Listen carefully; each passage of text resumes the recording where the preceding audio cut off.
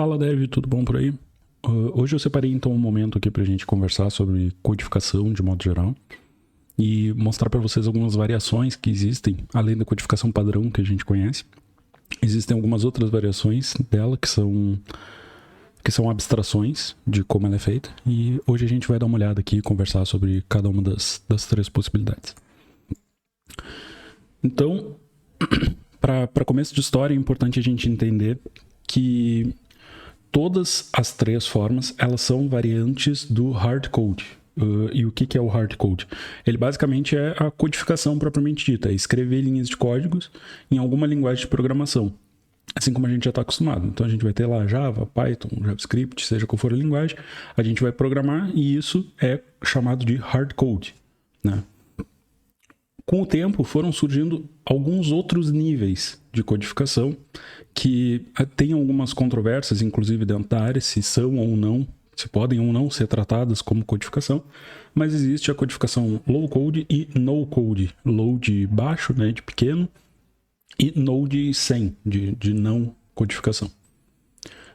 Cada uma delas tem diferentes abordagens, níveis de conhecimentos técnicos, exigência de níveis de conhecimentos técnicos diferentes, e também um nível de conhecimento de alguma ferramenta específica diferente para trabalhar com cada um deles.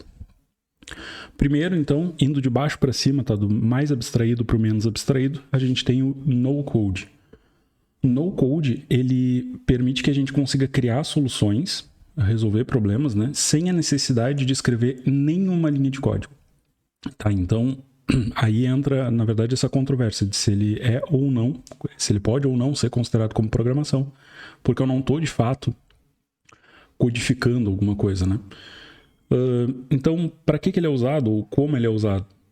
Ele é usado quando eu sou, por exemplo, um empreendedor, eu entendo muito sobre a regra de negócio, eu entendo sobre o meu negócio, eu entendo mais do que qualquer desenvolvedor consegue entender, e eu quero codificar, eu quero produzir uma solução para algum problema de dentro da minha empresa. Então eu posso usar algum tipo de solução no code, que ela vai me possibilitar ali, ela vai ter caixinhas de arrasta e solta.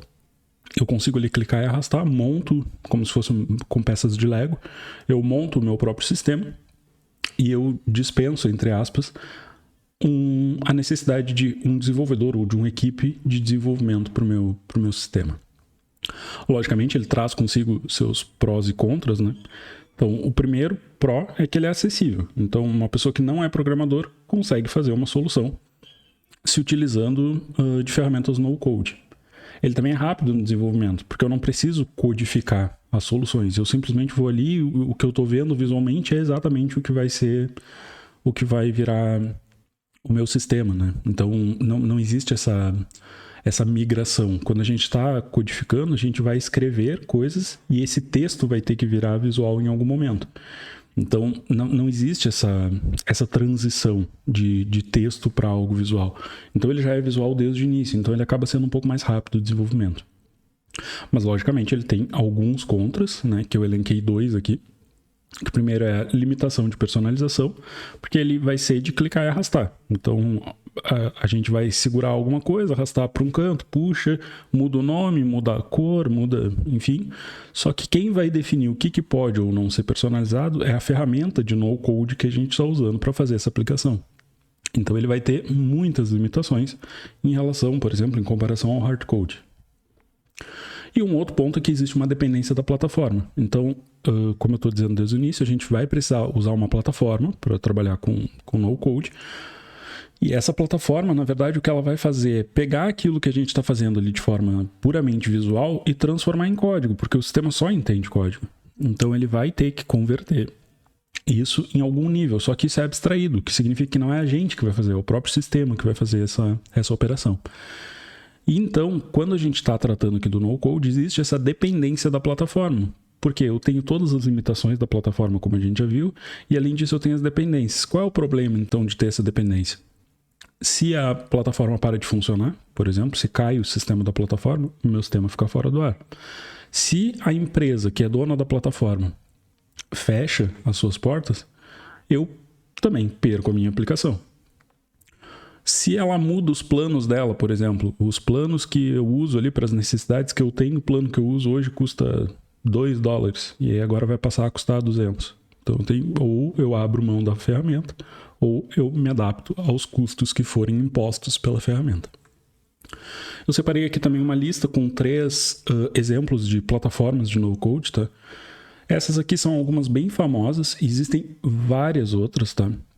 Até aqui vale uma menção honrosa a uma ferramenta no-code que é bem interessante, que é o Flutterflow, para quem quiser dar uma pesquisada depois. Mas aqui eu separei essas 3. O Bubble, que provavelmente é a ferramenta mais famosa para quem trabalha, propriamente dito, com no-code, que ela permite a criação de aplicações web complexas, sem necessidade de código. Tem interface de drag and drop, que é aquelas que vira aquela mãozinha. A gente clica na mãozinha, arrasta para onde a gente quer e solta. Se monta a interface do usuário, lógica da aplicação, integração com o banco de dados, tá? Tudo é feito de uma forma abstrata por dentro desse sistema de clicar e arrastar. Tem também o Adalo, que é um concorrente do Bubble, que ele é focado no desenvolvimento de aplicativos mobile, né? Então, para trabalhar com telefone e televisão. Ele utiliza também uma interface bem simples para definir a lógica e o design dos aplicativos. E aí aqui um pouco mais antigo, que talvez até ele seja um pouco mais popular, embora ele não seja popular para os desenvolvedores, ele pode ser um pouco mais popular para o público comum, porque aparece muita propaganda, inclusive, deles. É o Wix, que é conhecido por ser simples, ter recursos robustos e permitir a criação de sites através também do drag and drop. Não tem necessidade de nenhum conhecimento em codificação. Ele também oferece soluções para e-commerce, blog e outras funcionalidades. Depois disso, subindo um pouco de nível, a gente tem o meio termo ali, tá? Quando a gente fala aqui de low code, a gente está falando de uma aplicação que ela não é puramente codificação, mas ela também não é puramente só uma interface com o usuário dentro de uma plataforma. Então, o que isso significa? Existe uma plataforma em que o usuário vai trabalhar em cima dela para montar suas aplicações, mas eu também tenho a possibilidade, se eu quiser, de mexer em algumas coisas da estrutura do código especificamente, tá? Muitos sistemas que são low code, inclusive, eles são open source, que significa que eles são gratuitos, o código deles é aberto, disponível para que as pessoas vejam o código, como é o caso de alguns exemplos que a gente vai ver ali na frente. E isso faz com que a gente consiga entender com mais clareza como ele funciona e, por consequência, a gente consiga fazer alterações, inclusive no core, no núcleo dele, em como a própria plataforma se comporta. Então, ele tem esse meio termo, né? Um dos prós dele é que ele oferece flexibilidade, então ele tem um bom equilíbrio entre rapidez do desenvolvimento. Como a gente viu ali no no-code, ele é rápido porque a gente consegue clicar e arrastar, ou em alguns casos não necessariamente clicar e arrastar, mas a gente preenche uma coisa num dashboard e ele cria isso pra gente. Depois a gente tem também ali o ponto da facilidade de uso, que significa que ele é acessível para desenvolvedores com diferentes níveis de habilidade. Então, não importa se eu sou um júnior, um pleno ou um sênior, nesse caso aqui em específico, o que eu preciso é dominar a ferramenta propriamente dito. Eu preciso entender como que aquela ferramenta de low code ela vai se comportar e como eu trabalho em cima dela. Então isso não tem necessariamente a ver com o meu nível de desenvolvimento em PHP, em Java, em Ruby, seja qual for a linguagem que esse low code ele é desenvolvido. É muito mais importante nesse contexto a regra de negócio do que a questão de desenvolvimento propriamente dito. Depois aqui, dando uma olhada nos contras, a gente tem, em primeiro lugar, o custo, que algumas dessas plataformas elas são bem caras. Tem outras que são gratuitas, tem outras que são freemium, elas são gratuitas, mas para colocar outras funcionalidades melhores e que acabam sendo necessárias em algum momento, eu vou precisar desembolsar alguma coisa. Outro problema aqui dela também é a questão da curva de aprendizado, porque além do ponto de requerer algum nível de conhecimento técnico ali, então eu vou ter que saber mexer em HTML, eu vou ter que saber mexer em CSS, vou ter que saber mexer em JavaScript, dependendo do sistema, eu vou ter que saber mexer em PHP, em Node, seja qual for a linguagem. Eu preciso ter essa curva de aprendizado para que eu consiga maximizar a utilização dela, porque senão, no final das contas, eu vou estar usando uma ferramenta low code como se ela fosse no code.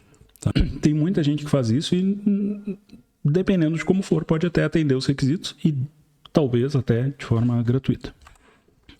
E indo para os exemplos de low code, a gente tem algumas ferramentas que são bem comuns, inclusive, da gente encontrar vagas ou buscas de soluções para essas ferramentas, que são, por exemplo, a Salesforce. Ela era conhecida como Salesforce App Cloud e ela permite a criação de aplicativos mobile e web. integrados ao ecossistema da Salesforce. Então, para quem não conhece só o Salesforce, ele é todo um ecossistema de sistemas que é extremamente complexo e ele permite, inclusive, o sistema ele é tão complexo, na verdade, que ele tem até certificações específicas para Salesforce. Né? Então, a empresa que trabalha com esse software, ele tende a ter pessoas especializadas dentro da utilização desse sistema propriamente dito. Então, existe toda uma curva à parte, isolada especificamente para essa ferramenta. A gente também tem o Microsoft Power Apps, que permite a criação rápida de aplicativos, criado pela própria Microsoft, com pouco código, se integra facilmente com outros serviços da Microsoft, também com dados externos. E talvez o mais famoso entre eles para o público comum é o WordPress, que ele é uma plataforma de CMS, que é Content Management System, que é um sistema de gerenciamento de conteúdo. Ele é um sistema de código aberto e gratuito. Ele é reconhecido, então, pela sua flexibilidade e a facilidade de uso. Ele inicialmente foi pensado para a criação de blogs pessoais e pequenos sites, mas atualmente ele criou alguns sistemas que possibilitam que a gente coloque plugins nele, que a gente adicione novas funcionalidades e também que a gente adicione temas para mudar o visual dele. E com isso ele é capaz de criar portais complexos, lojas virtuais e diversos outros tipos de aplicação. Depois, então, a gente parte aqui para o último ponto, que é o desenvolvimento hardcode, que é onde a gente vai focar, na verdade, toda a trilha principal do nosso conteúdo por aqui. Então, quando a gente fala aqui de desenvolvimento hardcode, a gente está falando basicamente do desenvolvimento tradicional, que envolve a escrita manual de código e ele oferece total controle e personalização. Ou seja, eu estou criando a coisa do zero, entre aspas, está com várias aspas aí, mas eu estou decidindo tudo que eu vou usar dentro da minha ferramenta. Então, se eu estou decidindo, eu tenho liberdade total para colocar ou tirar tudo aquilo que faz sentido ou aquilo que não faz sentido dentro dentro das funcionalidades do meu sistema. Então, dentro dos prós aqui, eu tenho a personalização ilimitada, né? Eu consigo delimitar exatamente o que eu quero ou não fazer dentro do sistema e eu consigo fazer a criação de qualquer funcionalidade imaginável. Então eu consigo criar as regras muito mais complexas, muito mais personalizadas para o problema específico que eu estou tentando lidar, não me limitando às plataformas que estão disponibilizando o serviço. Eu tenho controle total, o desenvolvedor tem controle sobre toda a questão de desempenho, segurança e tudo mais. Assim como ele tem o controle, ele também tem a responsabilidade. E eu também tenho a questão dos contras, né? Então, o primeiro ponto é a questão do tempo de desenvolvimento. Então, eu não tenho uma telinha ali que me facilita, que eu clico e arrasto. Então, isso tende a requerer um pouco mais de tempo para desenvolver do que o no-code, low-code. Mas também, em contrapartida, o código gerado por no-code, low-code, ele tende a ser um pouco mais sujo. Então, ele não segue padrões de programação. Então, questões de performance e segurança, elas tendem a ser melhores também, aqui quando a gente está tratando do hardcode. E um último ponto aqui, necessidade de especialização. Então, requer um conhecimento técnico mais aprofundado em linguagens de programação do que nos outros dois casos, né? Porque aqui, logicamente, eu vou estar lidando diretamente com o código, então eu preciso saber o que eu estou fazendo. Diferente dos outros casos em que eu consigo ter só uma noção e isso já é suficiente para que a ferramenta funcione. Aqui, quando a gente vai para a questão de exemplificação, então de hardcode, só para a gente finalizar o nosso vídeo, eu separei aqui algumas linguagens, tá? Então, quando a gente está falando de hardcode, a gente está falando especificamente de programação, propriamente dito. Então, a gente pode trabalhar com linguagens como Java, que trabalha orientado a objetos, é amplamente utilizado para desenvolver aplicações robustas. Então, ele trabalha com mobile, trabalha com aplicações web, grande escala de sistemas empresariais. A gente tem o JavaScript ou TypeScript, que a gente vai ver mais para frente também, que basicamente a linguagem é o JavaScript e o TypeScript é um superset dele, ou seja, ele acrescenta funcionalidades ao JavaScript. Ele é uma linguagem de programação dominante para o desenvolvimento web, do lado do cliente, mas a gente consegue fazer basicamente tudo com ele. Então a gente também consegue usar ele do lado do servidor com a utilização do Node.js. A gente usa o TypeScript, então, como um superset, como eu comentei, para adicionar tipagem estática, linguagem, facilitando o desenvolvimento de aplicações grandes e complexas. A gente tem também o PHP, que é a linguagem, por exemplo, utilizada lá no WordPress. Ela é uma linguagem de script que funciona do lado do servidor. Ela é muito utilizada no desenvolvimento web. E aqui eu ainda comentei, sendo a linguagem por trás do WordPress. Então aqui, como a gente consegue ver, as linguagens, elas inclusive, elas executam funções um pouco parecidas, elas conseguem agir dentro da mesma área, né? Então o Java aqui, por exemplo, consegue agir dentro do web, assim como o JavaScript e TypeScript, assim como o PHP. Um deles age só no lado do servidor, outro age dos dois lados. Mas cada um deles se comporta de uma forma diferente e a gente vai ver com o passar do tempo que não existe uma fórmula mágica para nenhum deles. Então não significa que o JavaScript ou o TypeScript vai ser sempre a solução, ou o Java vai ser sempre a solução, ou o PHP, ou o Python, seja ele qual for. Então tudo que a gente for vendo aqui de conteúdo, vocês vão perceber que eu não vou nem me prender muito à questão da linguagem propriamente dito, porque o que realmente importa dentro desse contexto é a gente entender o fundamento que está por trás de todos eles, porque independente de como for, todos eles vão funcionar da mesma forma no final das contas. Porque o que vai acontecer, na verdade, é que a gente vai escrever no que se chama de alto nível, que é aquilo que é legível por nós, humanos, e isso, no final das contas, vai ser convertido em linguagem de máquina. E é essa linguagem de máquina que vai ser passada para o computador. Então, como a gente está tratando, no final das contas, sempre com linguagem de máquina, indifere qual linguagem a gente está usando. Então, isso é mais uma questão de uso de gosto pessoal e também de como essa ferramenta é montada. Então, uma já é mais voltada para a questão de segurança, outra é um pouco mais voltada para funcionalidades de autenticação, outra é um pouco mais voltada. A gente vai ver mais para frente como é que isso funciona, mas cada uma das ferramentas elas vão ter um teor um pouco diferente. Mas no final das contas, a gente vai ver que todas elas são a mesma coisa. Tudo, no final das contas, vai ser hard code. Certo, pessoal? Então, eu espero vocês no próximo vídeo.